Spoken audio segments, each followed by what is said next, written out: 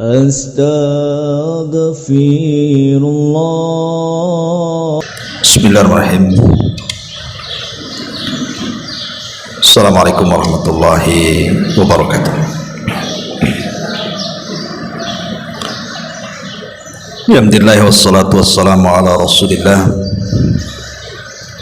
wa ala alihi wa sahbihi wa mawalah wa la hawla wa la quwata illa billahi wa ba'du.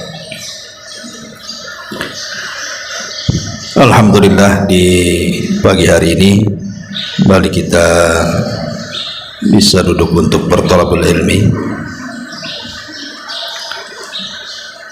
dan pembahasan di pagi ini kita akan membahas tentang 10 perkara yang merupakan sebab terbesar dikabulkannya doa-doa kita. Apa saja 10 perkara yang mempercepat pengkabulan doa kita kepada Allah Subhanahu wa ta'ala?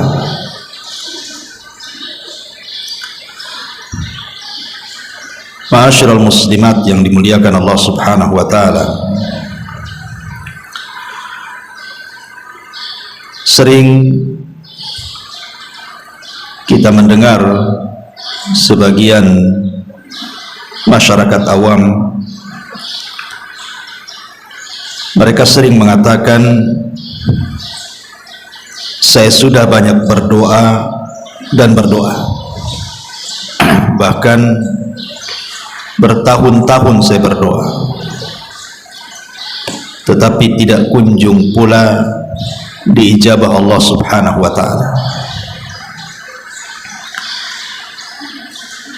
Maka jawabannya adalah, boleh jadi tidak dikabulkan doa kita ini karena ada beberapa perkara. Yang pertama, memang kita ini adalah orang yang tidak berhak mendapatkan pengabulan doa.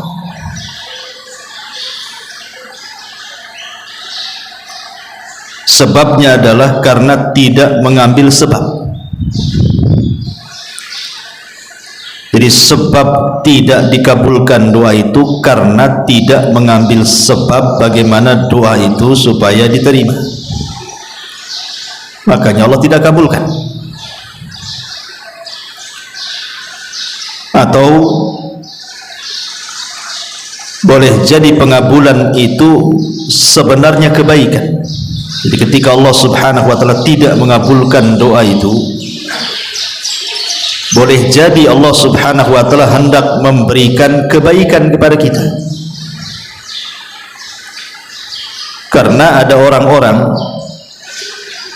yang berdoa kepada Allah Subhanahu wa ta'ala minta diberikan kekayaan, tapi Allah tidak kabulkan.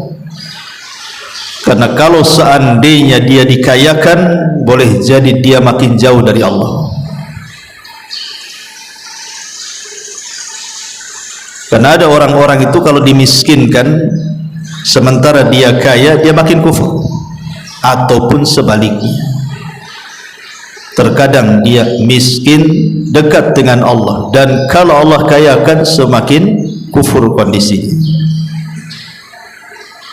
Jadi sebab tidak dikabulkan doa itu boleh jadi sebuah kebaikan bagi kita.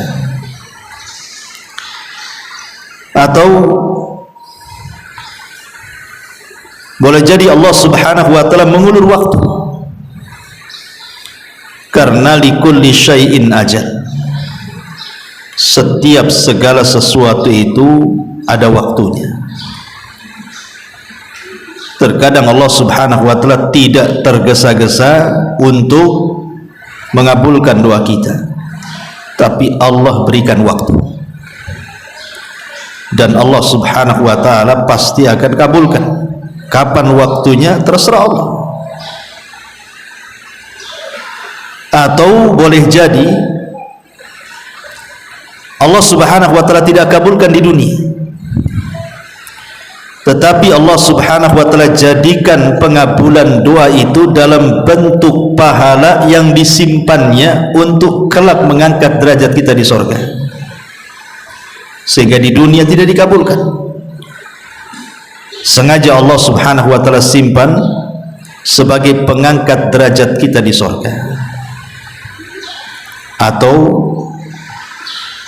boleh jadi Allah subhanahu wa ta'ala tidak mengabulkan doa kita, bukan tidak dikabulkan permintaannya, tetapi Allah mengabulkan yang lainnya. Yang diminta lain, yang dikabulkan lain pula. Seperti contohnya, kalau di antara kita ada anak kita yang sakit, kemudian kita berdoa kepada Allah subhanahu wa ta'ala supaya anak kita sembuh. Bertahun-tahun kita ini berdoa supaya anak kita sembuh dari sakitnya, tapi tidak kunjung sembuh. Pertanyaannya, apakah doa kita tidak manfaat untuk anak kita? Kita katakan manfaat. Lah kan gak sembuh-sembuh anaknya. Dari mana kemudian ada manfaatnya? Ya, bisa saja dia tidak sembuh tapi Allah tidak wafatkan. Boleh saja memang dia tidak disembuhkan tetapi Allah tidak wafatkan dia. Artinya pengabulannya dengan cara menghindarkan bala yang akan menimpa kita. Seperti orang yang meminta kepada Allah supaya usahanya dilancarkan, atau rizkinya diluaskan, atau urusannya dimudahkan. Dia sudah berusaha tuh mencari uang, mencari rizki dengan lelah letih, susah payah, peras keringat dan begitu seterusnya, tapi tetap saja penghasilannya seperti itu. Yang ngojek ke sana kemari ya gitu-gitu saja hasilnya. Jual es ke sana kemari ya segitu juga hasilnya. Apa kita katakan tidak manfaat doanya? Manfaat. Boleh jadi yang harusnya mungkin ketika dia bekerja itu dia kecelakaan, tabrak orang atau nabrak orang atau jatuh kalau dia tukang dari ketinggian, Allah subhanahu wa ta'ala hindarkan bala-bala seperti itu. Jadi tidak ada doa yang tidak bermanfaat, semua doa itu bermanfaat. Inilah jawaban kalau ada orang yang mengatakan, kenapa saya sudah berdoa terus-terusan tapi kok tidak kunjung ada jawaban. Inilah jawabannya. Di antara 5 perkara yang sudah saya sebutkan. Ma'asyiral muslimat yang dimuliakan Allah subhanahu wa ta'ala, Nabi sallallahu alaihi wasallam satu hari pernah berkhutbah, khutbah Jumat. Tiba-tiba kemudian ketika Nabi SAW berkhutbah, datang orang Badui, datang ke masjid, sedang khutbah itu Rasul.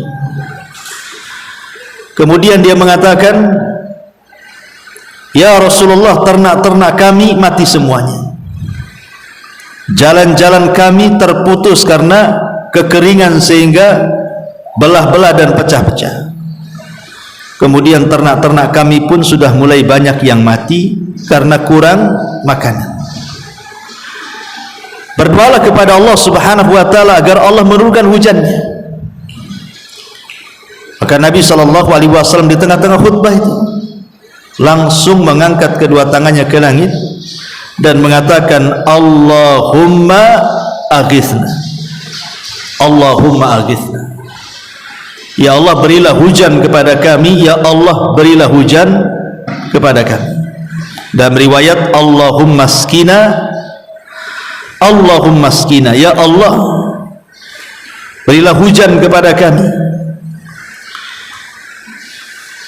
Lah perawi hadis ini Anas bin Malik radhiyallahu an menceritakan belum lagi Nabi SAW menurunkan kedua tangannya, tiba-tiba hujan deras, sak deras-deras, dan tidak berhenti selama 1 minggu. Apa yang terjadi? Kebanjiran di mana-mana. Sehingga Jumat berikutnya Arab Badui ini datang lagi mengeluh. Yang tadinya mengeluh minta hujan, sekarang minta diberhentikan hujan. Karena 1 minggu berterusan itu masalahnya. Akhirnya banjir di mana-mana. Maka Nabi SAW kemudian mengangkat lagi pada Jumat keduanya dan mengatakan, Allahumma hawalaina wala alaina, Allahumma alal akam waddirab wa butunil audiyati wa manabitis syajar. Ya Allah, hujanilah di sekitar kami, jangan kepada kami. Artinya, jadikan hujan itu tidak berbahaya untuk kami. Atau kalau memang berbahaya, ya Allah, pindahkan hujan itu ke daratan-daratan tinggi, beberapa anak bukit, dasar-dasar lembah, ataupun beberapa tanah yang menumbuhkan pepohonan di situ. Dari sini kita tahu bahwa Nabi SAW mencontohkan bahwa setiap doa itu pasti diijabah. Cuman cara pengijabahnya ada yang langsung cash seperti Nabi SAW. Ini kan cash ini. Dia berdoa minta hujan, turun pula hujan. Ketika hujannya seminggu tidak berhenti membahayakan, maka Rasulullah SAW meminta hujannya dipindah ke tempat lain dan Allah kabulkan. Apa maknanya? Tidak ada doa yang tidak bermanfaat, karena asal doa itu sendiri adalah ibadah. Bahkan seorang wanita di zaman Nabi Musa alaihi salatu wassalam, Asiyah bintu Muzahim, istri daripada orang nomor 1 Mesir, Fir'aun. Ketika Nabi Musa alaihi salatu wassalam sudah diangkat menjadi nabi dan rasul, kemudian mulai berdakwah ke lingkungan keluarga Fir'aun, maka yang pertama kali beriman kepada Nabi Musa adalah istrinya Fir'aun, Asiyah bintu Muzahim. Langsung beriman kepada syariatnya Musa, dan dia pun menyembunyikan keimanannya. Tetapi lambat laun Fir'aun tahu kalau Asiyah bintu Muzahim itu sudah tidak menuhankan dirinya dan beriman kepada Tuhannya Musa. Marah dia. Akhirnya kemudian Fir'aun pun mengazab Asiyah sejadi-jadinya, mulai daripada diikat di batu, kemudian dikasih terik matahari, dicambuk, begitu seterusnya. Tetapi dia tidak bergeming dari keimanannya. Padahal orang nomor 1 Mesir, istri daripada orang nomor 1 Mesir, artinya dunia sudah di hadapannya, dia tinggal di istana. Lah ketika kemudian satu hari Fir'aun itu sudah tidak sanggup lagi memurtadkan istrinya untuk menyembah dirinya, maka Fir'aun pun mengambil sikap untuk membunuhnya dengan cara melemparkan dari atas tebing. Lah saat dilempar itulah Asiyah bintu Muzahim tidak ada tempat mengadu kecuali kepada Allah. Pada siapa lagi? Yang dihadapi orang nomor 1 Mesir, tentaranya banyak. Kepada siapa dia bisa mengadu kecuali kepada Allah, kan begitu? Dia tahu bahwa hanya Allah yang bisa mengabulkan doanya. Makanya saat dilempar itulah, maka Asiyah bintu Muzahim berdoa dan doanya diabadikan dalam Al-Quran. Sampai Allah katakan dalam surah At-Tahrim ayat 11, wa dharaballahu mathala lilladzina amanu imra'ata fir'auna idh qalat rabbi ibnili indaka baitan fil jannah wa najjini min fir'auna wa amali wa najjini minal qaumidh dhalimin. Dan Allah telah membuat istri Fir'aun perumpamaan bagi orang-orang yang beriman. Di sini Allah Subhanahu wa ta'ala jadikan contoh bagi wanita-wanita yang beriman, siapapun, ibu-ibu yang di sini, ibu-ibu yang di sono, sejak zaman itu sampai hari ini, bahkan sampai kiamat. Allah katakan, dan Allah membuat istri Fir'aun perumpamaan. Bagi siapa? Bagi orang-orang yang beriman, siapapun yang beriman. Karena istri Fir'aun ini tidak pernah berdoa dengan doa yang pernah diucap oleh orang sebelumnya. Apa doanya? Dia mengatakan, Rabbibni li'indaka baitan fil jannah. Ya Rabb, lihat bagaimana istri Fir'aun. Dia mengadu kepada Allah Subhanahu wa ta'ala, mengatakan, Ya Rabb. Ingat, siapapun yang mengucapkan Ya Rabb, maka Allah tidak mungkin menyia-nyiakan kita, karena kita mengikrarkan kerububiahan Allah. Masalahnya, Ya Rabb, ibnili, bangunkan untukku, indaka, di sisimu, baitan fil jannah, sebuah istana di sorga. Doa ini belum pernah diucapkan orang sebelumnya. Di mana Asiyah bintu Muzahim berdoa kepada Allah, tidak apa-apa, nyawaku hilang, istanaku lenyap, kesenangan duniaku sudah tidak ada, tidak ada masalah. Tetapi Ya Rabb, saya minta jadikan aku tetanggamu dan bangunkan untukku rumah di sorga. Istrinya Fir'aun mendahulukan tetangga sebelum rumah. Dan di sini kaidah juga sering saya ucapkan kan, di sini ibu kalau cari rumah, jangan melihat rumahnya dulu, tapi lihat tetangganya. Ibu udah bosan nih di sini, mau pindah ke perumahan yang lain, jangan dilihat rumahnya dulu. Karena kebanyakan kita ini kalau cari rumah pasti rumahnya dulu kan dilihat. Bagus enggak? View-nya ada enggak? Pasumnya ada enggak? Jalannya lebar enggak? Bukan itu yang diajarkan Al-Quran. Sebelum melihat rumah itu, lihat tetangga di sekitarnya, muslim atau kafir, ada tempat ibadahnya atau tidak, lingkungannya islami atau tidak, mayoritas orang di situ siapa, bisa istiqomah enggak kalau saya tinggal di sini, akidah saya bisa berubah atau tidak, makin semangat ibadah atau tidak. Itu yang harusnya dipikirkan. Kalau fasilitas mendekatkan diri kepada Allah sudah ada di perumahan itu, baru ibu koclok tuh, tinggal nyari rumahnya yang mana, mau dihuk, mau kopel, mau apa, terserah. Makanya di sini istrinya Fir'aun mengajarkan satu doa, Rabbibnili indaka, Ya Rabb, bangunkan untukku di sisimu. Maksudnya jadikan aku tetanggamu. Baru setelah itu baitan fil jannah, satu istana di sorga. Wa najjini min fir'auna wa amali, dan selamatkan aku dan si Fir'aun itu, dari si Fir'aun itu dan semua perbuatan kufurnya. Wa najjini minal qaumidz zalimin, dan selamatkan aku juga dari kaum yang zalim. Lihat di sini Al-Quran mengajarkan kepada kita, setiap manusia itu pasti ada masalah, tidak mungkin tidak ada masalah. Dan sering saya katakan, masalah itu pasti akan ada dan silih berganti, bahkan terkadang beruntun. Namanya masalah. Lah istri Fir'aun ini kan jelas-jelas dia mendapatkan ujian yang luar biasa kan. Dia sudah tidak dapat fasilitas lagi, yang ada justru disiksa hanya karena dia mengatakan amantu bi Rabbi Musa, aku beriman kepada Rabbnya Musa. Semua kenikmatan dunia diputus. Padahal kalau seandainya istri Fir'aun itu diam-diam saja, tidak beriman kepada Nabi Musa, apapun dari dunia itu sudah ada di hadapan dia loh. Dia ratunya, mau apapun ada di depan dia.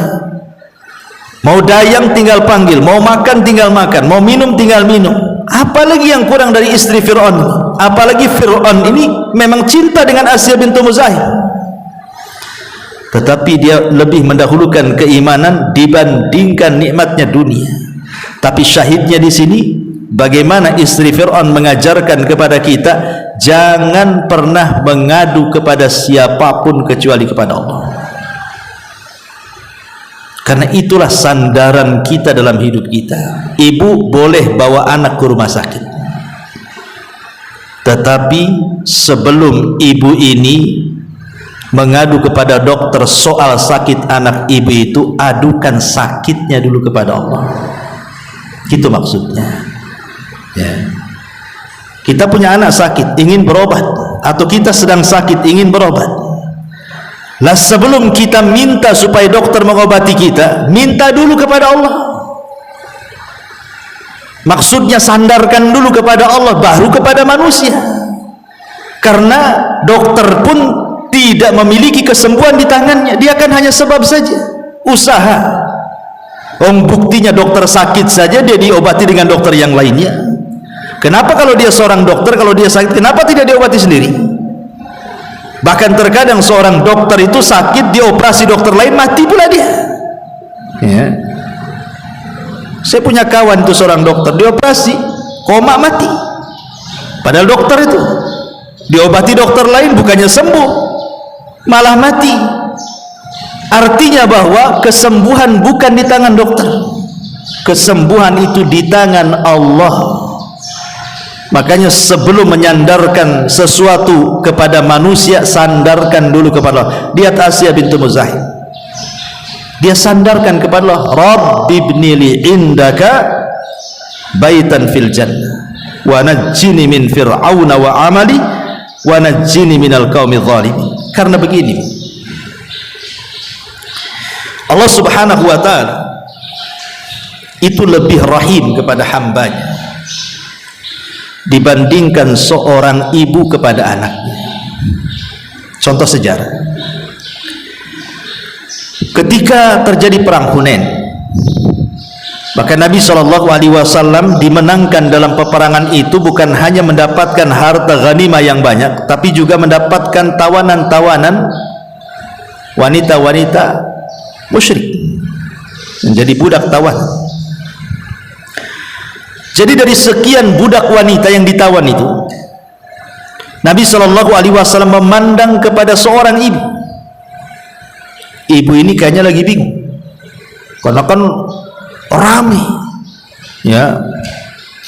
Tetapi mata Nabi SAW terpusat kepada ibu itu. Kenapa? Ibu ini keliling-keliling, setiap ada bayi kemudian diambil, kemudian diangkat, dipandang wajahnya, kemudian dikasih lagi, kemudian keliling lagi, nampak ada bayi, diangkat lagi, dilirik lagi, dikasihkan lagi sama ibunya. Rupanya Rasul baru tahu bahwa ibu ini kehilangan bayinya. Setiap ada bayi disangka anaknya, setiap ada bayi disangka anaknya ya. Sampai ketika ibu ini putus asa, karena semua bayi yang digendong di situ bukan anaknya. Ketika dia terduduk, sudah pusing ya, udah sedih, udah kalut, tiba-tiba adalah seseorang itu membawa bayi, rupanya itu anaknya. Saking senangnya, kemudian dia ambil bayinya, kemudian dia susui sampai air susunya muncrat kemana-mana, karena saking senangnya dia nggak peduli ya. Dan dia tidak mau melepaskan anaknya itu. Kemudian Nabi SAW memanggil para sahabat dan mengatakan, kalau seandainya kalian gari parit, kemudian kalian letakkan kayu bakar, kemudian kalian nyalakan api, kemudian kalian suruh wanita itu yang sudah menemukan anaknya, disuruh melempar bayinya ke api, kira-kira mau tidak? Sahabatnya nggak mungkin lah. Ibu itu udah sayang betul sama anaknya, anak itu sudah hilang, sekarang sudah dapat, kemudian kita suruh melemparkan bayi itu ke api. Mana mungkin, mustahil ibu itu mau melemparkan anaknya ke dalam api, karena ibu itu sayang. Maka Nabi SAW mengatakan, Allahu arham bi ibadihi, Allah lebih sayang dengan hamba-hambanya dibandingkan ibu itu dengan anaknya. Apa kata Rasul? Allah jauh lebih sayang kepada hamba-hambanya dibandingkan ibu itu dengan bayinya. Kalau saya buat analogi begini, Ibu punya anak nakal sanakal-nakal, durhaka sadurhaka-durhakanya, kurang ajar dengan kita. Tapi satu hari anak ini diberikan hidayah, akhirnya minta maaf kepada kita. Satu hari minta maaf, tentu kita masih dongkol karena masih kurang ajar. Tapi anak itu terus setiap hari merengek-rengek supaya ibunya itu memaafkan dia. Terus setiap hari seperti itu. Memang dia menyesal, dia tidak akan berbuat lagi, dia sudah minta maaf, pokoknya dia terus memelas kepada ibunya. Kira-kira Bu, memaafkan enggak ibu? Pasti akan dimaafkan. Tidak mungkin tidak dimaafkan. Anak senakal apapun, kalau sudah nampak baiknya, apalagi mau bertobat, apalagi terus setiap hari meminta maaf dan nampak kebaikannya, saya kira hati ibu akan luluh. Tidak mungkin enggak luluh, pasti akan luluh, pasti akan memaafkannya, boleh jadi akan merangkulnya lagi. Lah Allah subhanahu wa ta'ala jauh lebih memaafkan hamba-hambanya dibandingkan seorang ibu yang dirhakai anaknya kemudian minta maaf kepadanya. Allah lebih sayang dengan hamba-hambanya.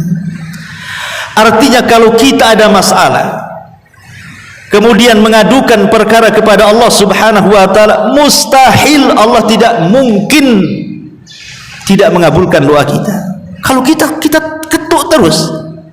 Makanya sering saya katakan, tidak ada yang mustahil bagi Allah.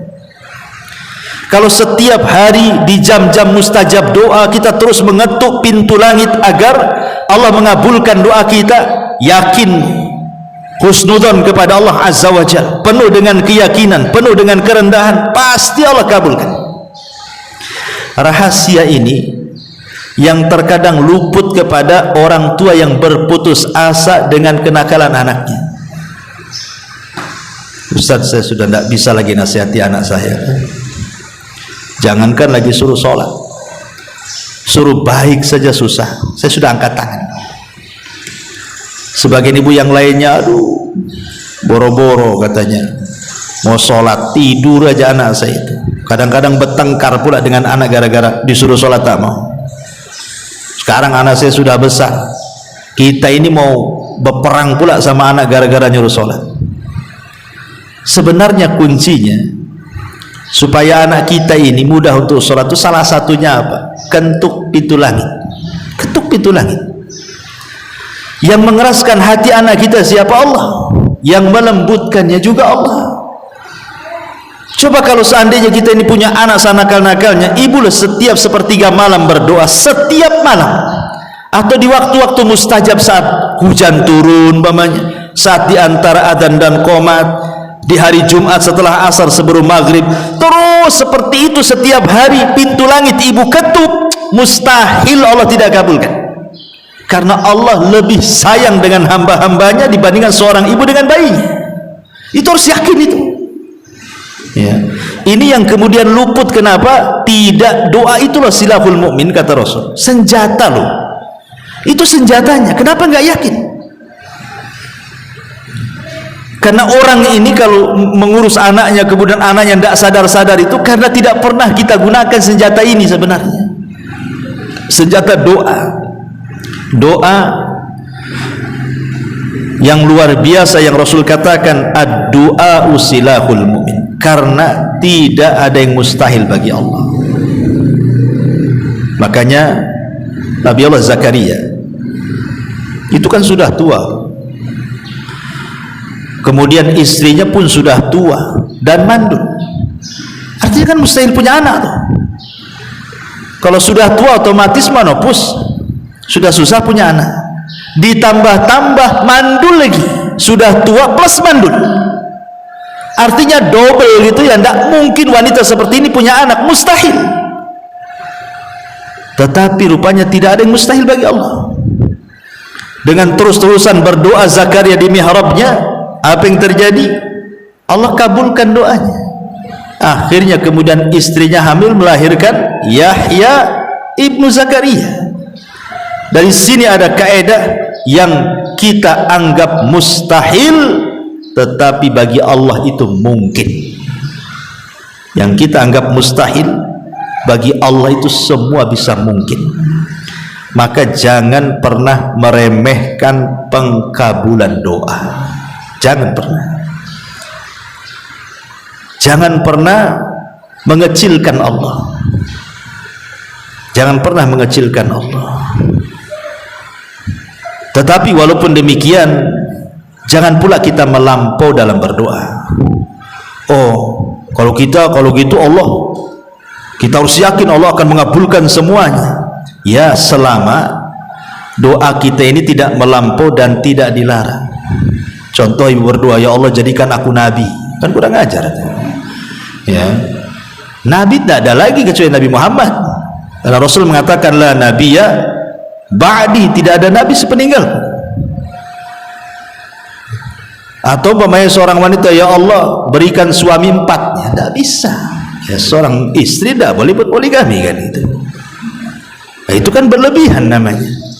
Atau seorang suami, ya Allah carikan istri saya 20, kan berlebihan itu kan. Jadi nggak boleh, walaupun kita yakin Allah itu maha besar dan kita tidak boleh mengecilkan, tapi bukan berarti kita boleh meminta sesuatu yang diharamkan, tidak boleh. Tetapi kaidahnya jangan kecilkan Allah. Orang-orang yang suka mengecilkan Allah, itulah sebabnya dia tidak dikabulkan doanya, karena meremehkan Allah. Akhirnya dia lebih bersandar kepada manusia, kepada makhluk dibandingkan kepada Allah. Makanya kenapa ada sebagian peneliti kesehatan itu ketika membandingkan rumah sakit yang ada di Saudi dengan rumah sakit yang ada di negeri kita ini, rumah sakit di negeri kita ini banyak pasien, kadang oper, nggak ada tempat, nggak ada ruangan, nggak ada kamar, kadang-kadang akhirnya di teras, kadang ada yang nggak diterima balik lagi, saking banyaknya pasien, dokternya pula sedikit, ruangannya pula tak banyak gitu. Tapi di sana terbalik, rumah sakitnya lenglang, ya, tidak berdesak-desakan seperti di negeri kita ini. Jadi ada yang meneliti apa rahasianya. Ke orang Saudi itu kan kayak nggak pernah sakit saja. Rupanya orang sana itu sudah ditanamkan tauhid oleh para ulama sana, bahwa setiap mereka sakit, maka pengobatan pertama mereka adukan sakitnya kepada Allah. Mereka ruqyah, mereka meruqyah diri sendiri. Mereka sangat yakin bahwa penyakit datang dari Allah, Allah pula yang akan menyembuhkannya, seperti perkataan Ibrahim, wa idza maridtu fahuwa yashfin, apabila aku sakit aku yakin Allah yang akan menyembuhkanku. Baru setelah kemudian mereka berusaha untuk mengobati dirinya dengan cara meruqyah dirinya, berdoa kepada Allah minta kesembuhan dengan sebab-sebab syar'i, dengan sedekah, dengan macam-macam lah. Kalau memang sudah mentok, barulah mereka mencari sebab, datanglah mereka ke dokter. Kalau kita kan terbalik, Bu. Kalau sakit pertama kali datang ke dokter dulu. Tolong dok, sembuhkan saya, sembuhkan anak saya. Dokter loh, bukan Tuhan. Ya. Dokternya pula orang awam, tidak pernah ngaji. Ya, saya berusaha, sisanya kepada Allah katanya. Allah pula dikasih sisa tuh dokternya ini. Jadi ada orang-orang yang kemudian tidak yakin dengan Allah, dia lebih yakin dengan manusia. Baru kalau sudah mentok, rumah sakit angkat tangan, dokter angkat tangan, baru dia tawakal kepada Allah. Ya sudah, kalau mau sembuhkan ya sudah, sabar. Enggak begitu harusnya. Dia nggak yakin dengan Tuhan kalau yang seperti ini. Harusnya kan minta dulu kepada Allah, baru kepada makhluk. Kepada makhluk itu hanya sebab saja, karena makhluk sendiri tidak punya kesembuhan menyembuhkan orang. Lah di sini pembahasan kita di pagi hari ini, kita akan mencoba mengupas 10 perkara yang disebutkan oleh para ulama tentang 10 yang sangat besar perannya di dalam pengabulan doa. Yang pertama, ulama mengatakan al-ilha'u was-sabru wa adamul isti'jali. Al-ilha, ilha itu merengek, seperti anak kecil meminta kepada kita, merengek, guling-guling, nangis-nangis, kan kasihan juga, lama-lama dikasih juga kan itu kepada makhluk tuh ya. Dan juga sabar dan tidak tergesa-gesa, karena salah satu doa ditolak itu ketika kita tergesa-gesa. Apa makna tergesa-gesa? Dia mengatakan, kata Nabi SAW, da'autu wa da'autu falam ara yastajibli. Aku sudah berdoa dan berdoa dan berdoa dan berdoa, tapi tidak ada tanda-tanda dan kunjung dikabulkan Allah. Justru kata-kata ini yang menjadikan doa tidak akan diterima. Kalau kita sampai ngomong, saya ini sudah banyak kali berdoa tapi kok nggak dikabul-kabulkan, justru tidak akan dikabulkan kalau dia ngomong gitu. Jangan pernah ngomong seperti itu.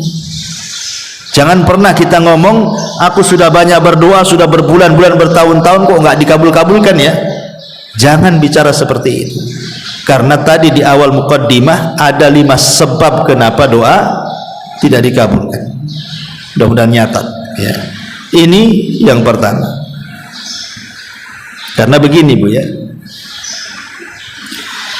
Allah Subhanahu wa ta'ala tidak akan bosan, tidak akan bosan memberi pahala, memberi pemberian yang kita minta tanpa terputus. Allah tidak akan bosan.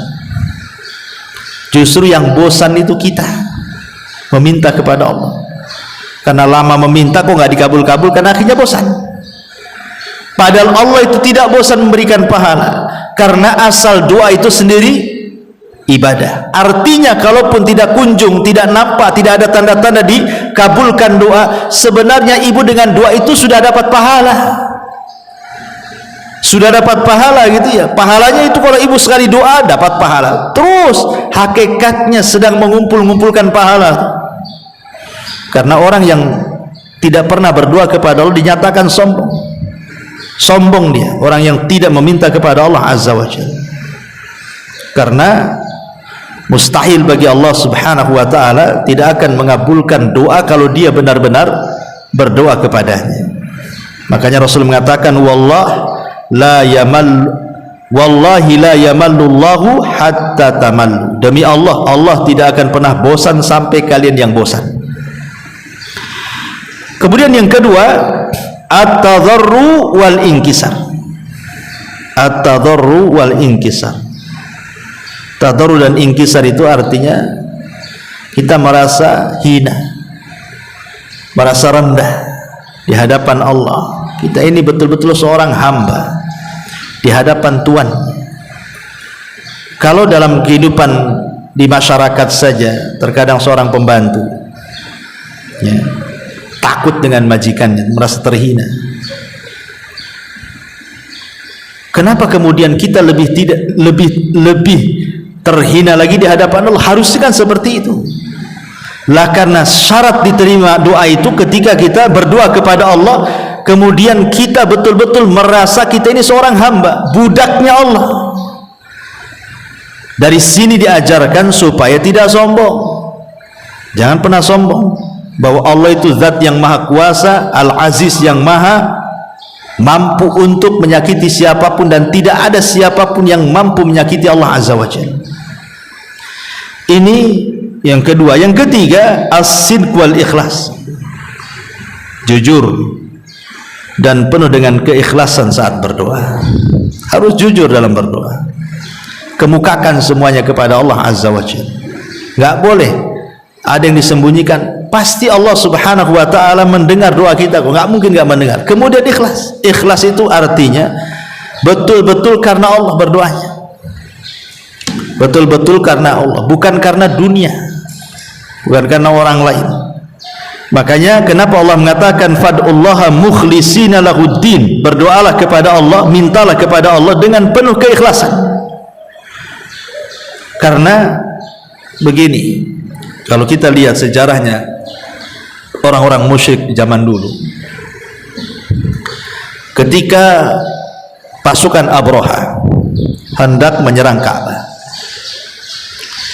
maka Abraha mengutus seorang utusan untuk menanyakan siapa pemimpin Arab. Maka orang-orang mengatakan Abdul Muttalib. Maka Abraha mengatakan, panggil Abdul Muttalib kemari. Maka Abdul Muttalib dipanggil. Kemudian terjadi dialog antara Abraha dengan Abdul Muttalib.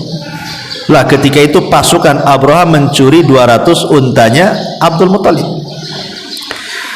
Jadi Abraha ini membicarakan soal kedatangannya, ingin menghancurkan Ka'bah. Dia ingin lihat reaksi Abdul Muttalib selaku pemimpin Arab dan penjaga Ka'bah. Tetapi tidak ditanggapi oleh Abdul Muttalib. Seolah-olah tidak sayang dengan Ka'bah. Hancurkan aja lah, kan begitu maksudnya. Kenapa Abdul Muttalib seolah-olah tidak peduli dengan Ka'bah? Bukan tidak peduli dengan Ka'bah, tapi Abdul Muttalib ngomong dengan si Abraha ini, saya datang kemari menemuimu itu karena unta-unta saya dicuri kamu. Saya ingin mengambil 200 unta. Adapun urusan Ka'bah, kata Abdul Muttalib, itu urusan lain. Saya bukan pemilik Ka'bah, saya ini pemilik unta, makanya saya cari unta. Adapun Ka'bah itu ada pemiliknya, Rabb yang akan melindunginya. Tuhan saya yang akan melindunginya, bukan saya. Makanya saya nggak peduli kau menghancurkanlah sana, karena Ka'bah itu ada pemiliknya. Kemudian Abraha pun memberikan 200 ekor unta. Abdul Muttalib pun pergi. Lah Abdul Muttalib pergi kemana? Rupanya dia pergi ke Ka'bah. Awalnya dia mengatakan kalau hancurkan Ka'bah, hancurkan aja lah kan itu. Tapi hatinya tidak demikian.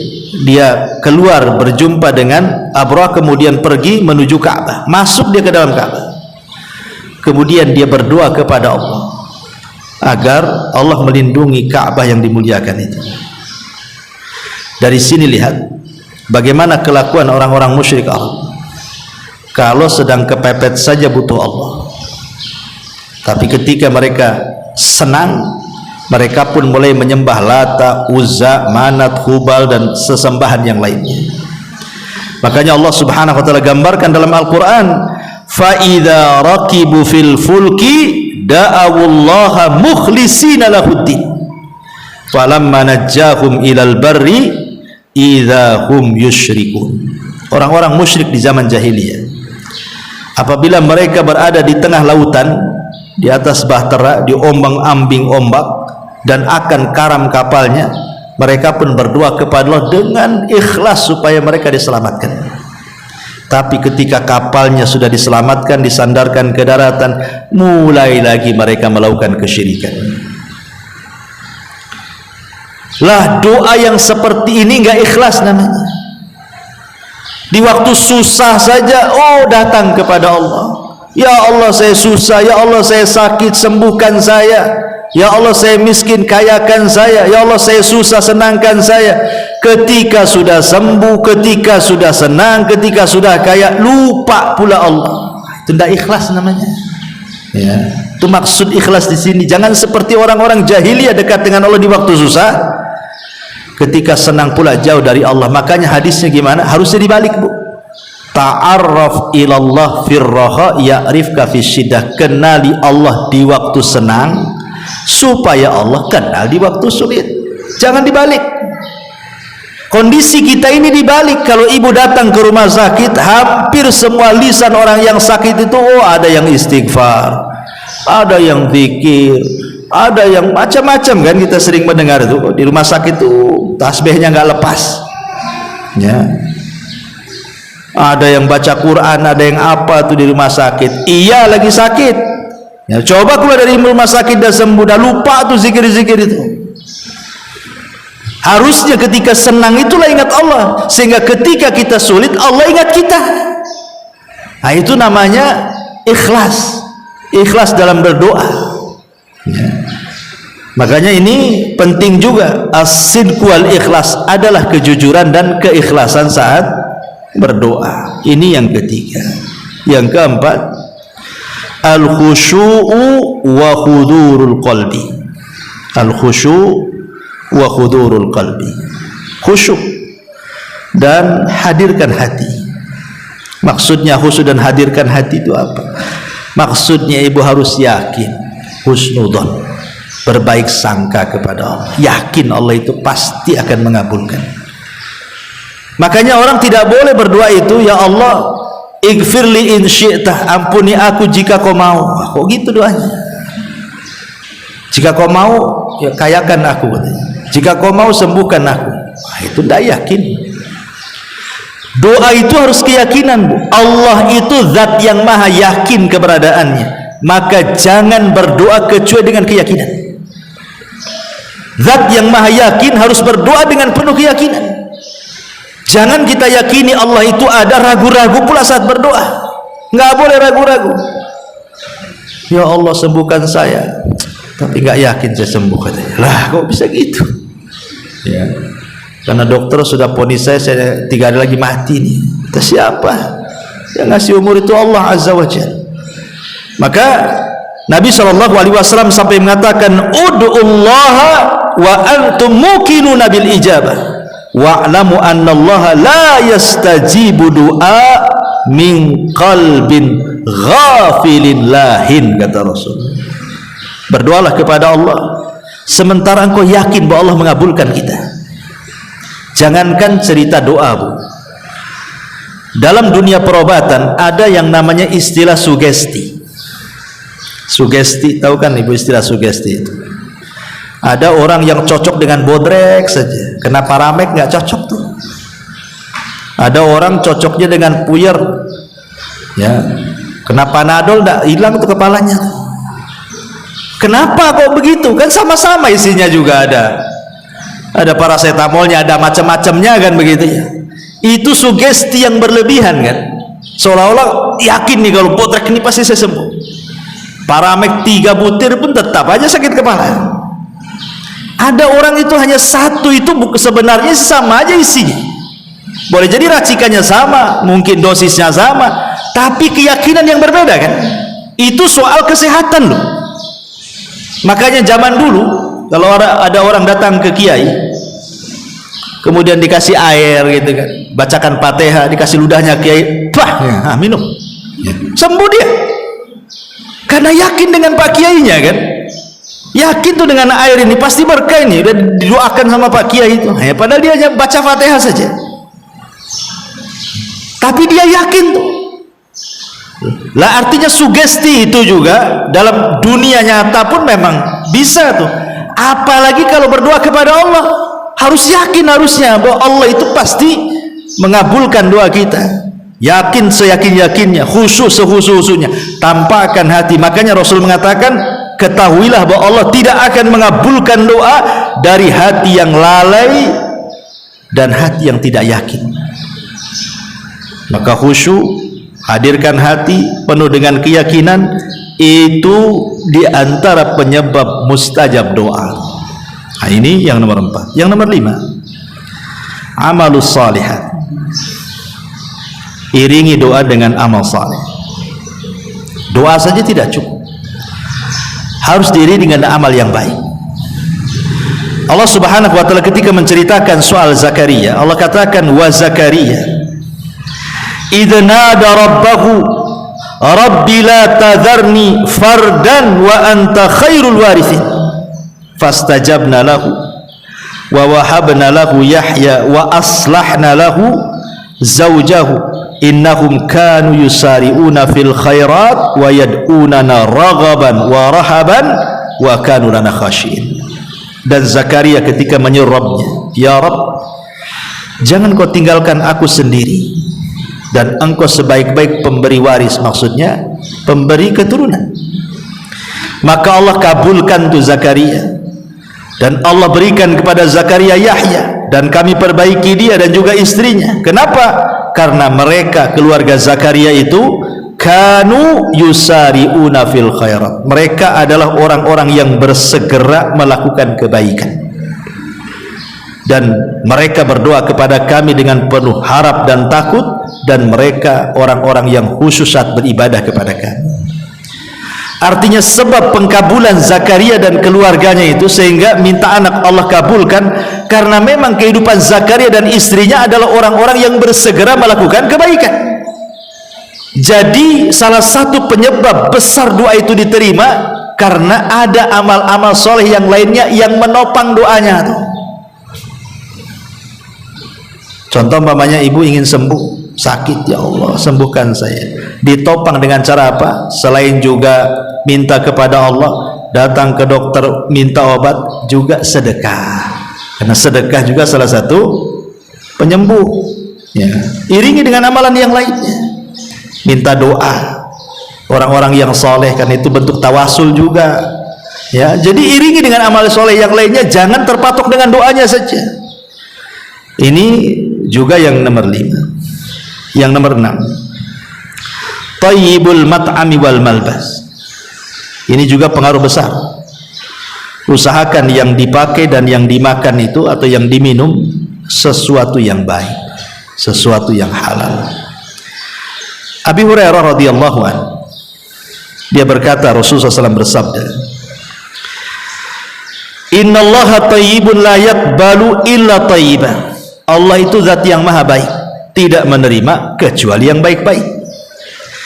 Wa innallaha amaral mu'minina bima amara bihil mursalin. Dan Allah telah memerintahkan orang-orang yang beriman sebagaimana Allah perintahkan para rasul. Ya ayyuhar rusul kulu min thayyibati wa'malu salihan inni bima ta'maluna alim. Wa qala ya ayyuhalladzina amanu kulu min thayyibati ma razaqnakum. Wahai para rasul, makanlah dari yang baik-baik dan beramal saleh. Wahai orang-orang yang beriman, makanlah dari yang baik-baik yang kami rizkikan. Kemudian Rasul menyebutkan seorang laki-laki, dzakara rajula yutilu safar. Laki-laki ini sudah lelah lama, entah berbulan-bulan menjadi musafir. Asy'atha aghbah. Saking lamanya di jalan, karena orang safar dulu kan di padang pasir, Bu ya. Lama jalannya, nggak ada pesawat, nggak ada kereta, nggak ada bus, ya pakai unta, kadang jalan kaki berbulan-bulan. Ya namanya kena debu, kena apa ya, kotor semua lah bajunya, pakaiannya, badannya, rambutnya. Asy'atha aghbah. Yamuddu yadai yunadi rabbah. Dia pun mulai berdoa kepada Rabbnya dengan mengangkat kedua tangannya, kemudian mengatakan, ya Rabb, ya Rabb, wahai Rabb kabulkan doaku, wahai Rabb kabulkan doaku. Maka Allah subhanahu wa ta'ala tidak kunjung mengabulkan doanya, padahal dia punya 4 syarat diterima doa.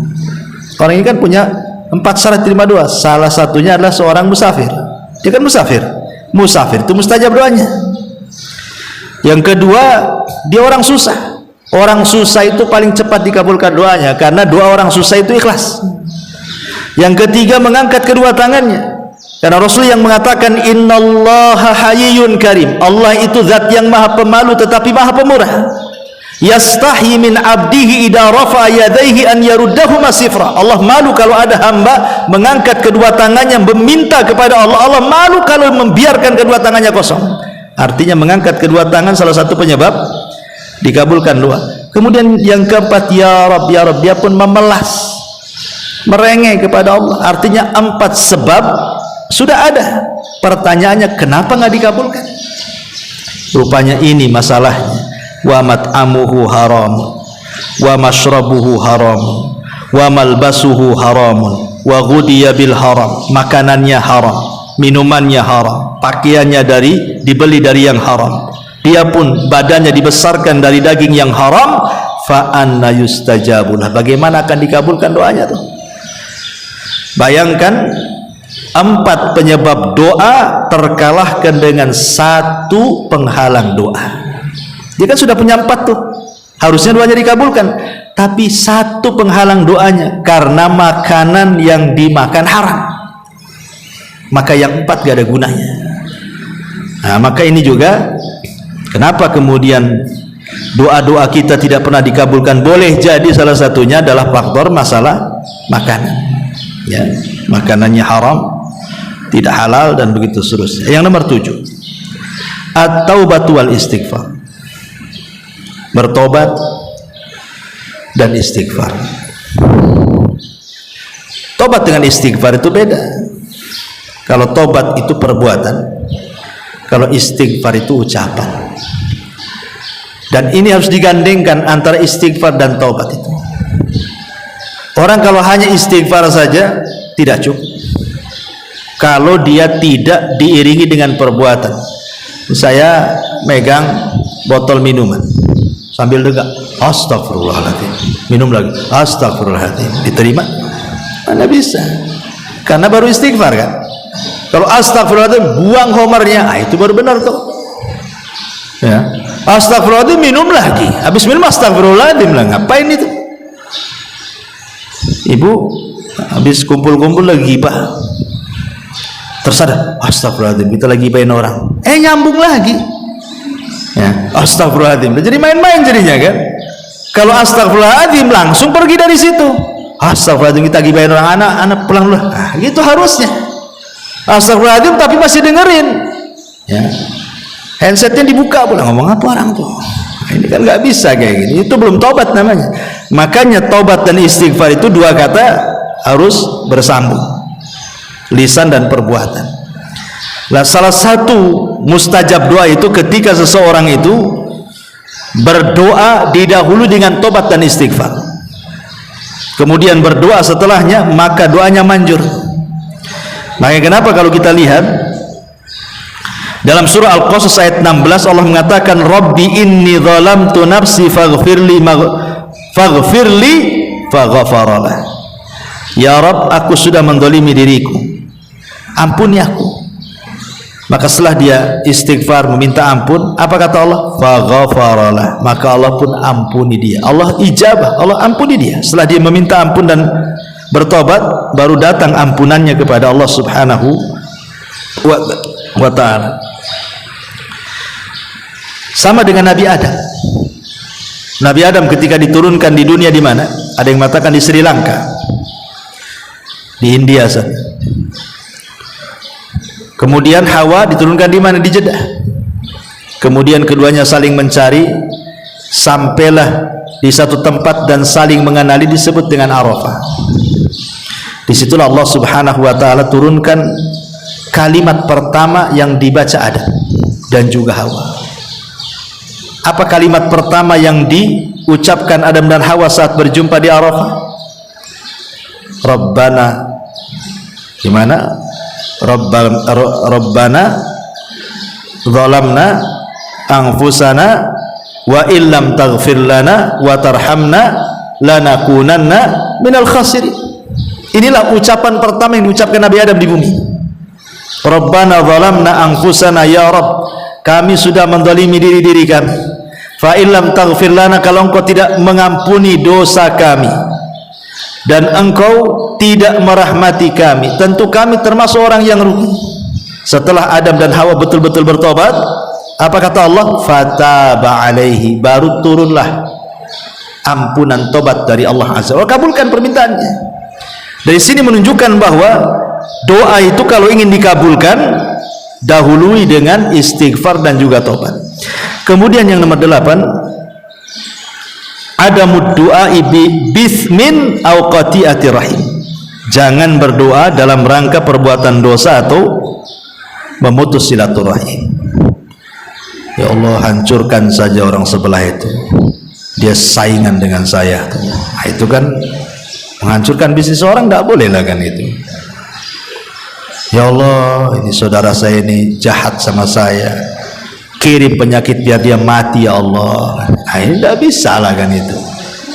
Doa untuk sebuah keburukan atau perbuatan dosa nggak akan dikabulkan ya.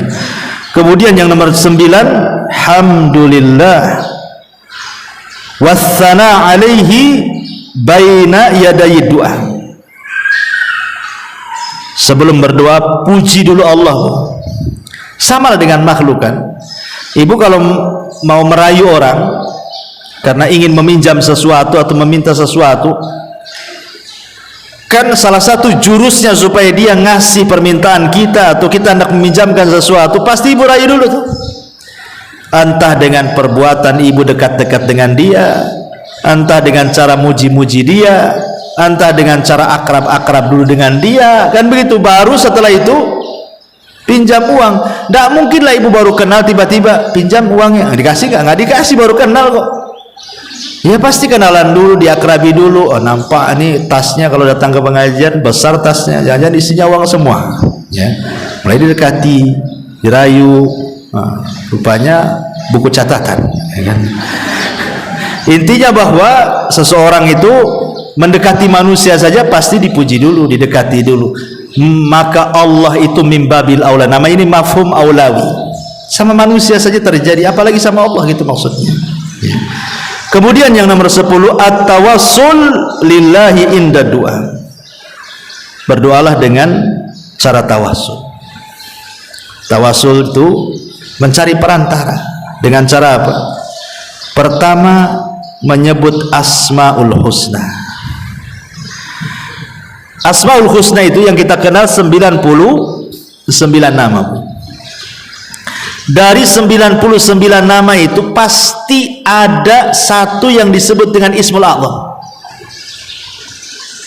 Dan Rasulullah SAW mengatakan siapapun yang berdoa bertepatan dengan Ismul A'zam mustajab doanya. Tapi kan Ismul A'zam, nama yang agung dalam Asmaul Husna, kan menjadi khilaf para ulama, yang mana satu?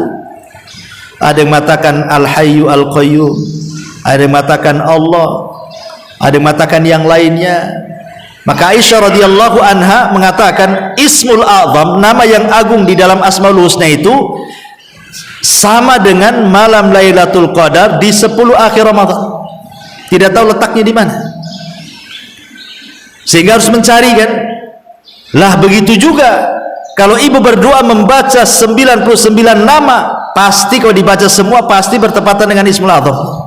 Nggak mungkin tidak, bukan? Kan yang dari 99 nama Ismul A'zam kita kan nggak tahu yang mana satu. Tapi kalau kita baca semua ya pasti kenal lah. Ya. Makanya Rasul mengatakan siapa yang berdoa bertepatan dengan Ismul A'zam nggak mungkin ditolak doanya, pasti mustajab. Makanya bertawasulah dengan nama-nama, sebutkan 99 nama ya, baru kita berdoa. Ustaz gak hafal, tengok buku lah. Kemudian yang kedua, tawasul dengan amal soleh. Dengan amal soleh, ibu lagi sulit, teringat dulu pernah sedekah. Ya Allah, kalau sedekah dulu saya ikhlas, tolonglah diterima. Dan kalau itu berpahala, sekarang saya lagi susah, tolong doa, kabulkan doa saya. Itu namanya tawasul dengan amal soleh. Sehingga para ulama mengatakan jangan meremehkan amal sekecil apapun. Boleh jadi amalan yang kecil itu ikhlas, dan boleh jadi yang ikhlas itulah bisa kita gunakan tawasul saat kesulitan kita. Ataupun tawasul dengan orang soleh yang masih hidup, datang ke ustadz, ke kiai atau kawan yang nampaknya rajin ibadah, nampaknya soleh soleha, minta doa mereka ya, karena itu tawasul dengan amal soleh. Kemudian yang terakhir sebagai tambahan, di antara penyebab mudahnya doa itu dikabulkan adalah berdoa fi auqatil ijabah, di waktu-waktu yang mudah dikabulkan, seperti sepertiga malam akhir, karena malaikat lagi turun, Allah juga turun. Minta kepada Allah di sepertiga malam akhir, atau hari Jumat setelah asar sampai maghrib, atau di antara adzan dan qomat, atau ketika ibu safar, atau ketika turun hujan ya, itu semua waktu-waktu mustajab doa ya. Jadi itu juga sangat mempengaruhi, atau ketika di waktu sujud ya, di waktu sujud ya. Makanya ada seorang syekh itu ditanya soal doa setelah sholat, maksudnya doa masalah. Habis sholat langsung angkat tangan, habis sholat wajib maksudnya langsung angkat tangan meminta sesuatu. Apa kata syekh ini? Aneh, waktu sholat kau tak minta, setelah sholat kau minta katanya. Waktu sholat itulah minta. Dekat-dekatnya kita dengan Allah itu ketika sujud, itulah minta. Nah, sudah sholat sibuk minta, sudah sholat itu zikir bukan minta. Waktu sholat itulah minta, itu karena dekat-dekatnya hamba dengan Allah itu waktu sujud itulah, itulah minta di situ. Ya, kalau ingin diperpanjang, setelah sholat sunnah. Kalau setelah sholat wajib, yang ada zikir, berzikir kepada Allah Subhanahu wa ta'ala dengan zikir yang diajarkan. Jadi doa setelah sholat ya, ataupun doa di tadi sepertiga malam akhir, doa ketika ibu sedang puasa, ibu puasa Senin Kamis gitu kan, itu kan waktu iftar, itu kan waktu mustajab doa. Waktu mustajab doa itu ketika ibu iftar, itu mendekati maghrib ya, 5 menit sebelum iftar, itu juga sangat mustajab. Wallahu alam, ini diantara perkara-perkara mudah dikabulkan doa. Tuh Ibu, nggak ada soal jawab ya, karena saya jam 10 ini ada kajian di SSS Warung Sunda Sawargi, Saung Sunda Sawargi, SSSS S3. Hah? Nggak ada, nggak cukup waktunya. Dari sini ke Batam Center ini seperempat jam, bisa 20 menit juga kan. Soal lain kesempatan lah kita berkata jauh. Allah